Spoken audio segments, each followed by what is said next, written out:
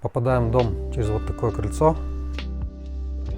На входе нас встречает инженерное оборудование, которое впоследствии скроется в шкафу-купе. Прихожая 6 квадратных метров. Дальше проходим санузел 6 квадратных метров. Имеется окно, инсталляция унитаза, раковина. Выходим в две спальни по 12 квадратов, примерно одинаковые. Обе спальни имеют сдвижные двери-порталы. Через них можно выйти на улицу. Дальше выходим, попадаем в кухня-столовая гостиная, 32 квадратных метра. Здесь у нас размещается камин с такой прикольной фишкой. Он вращается, мягкая зона.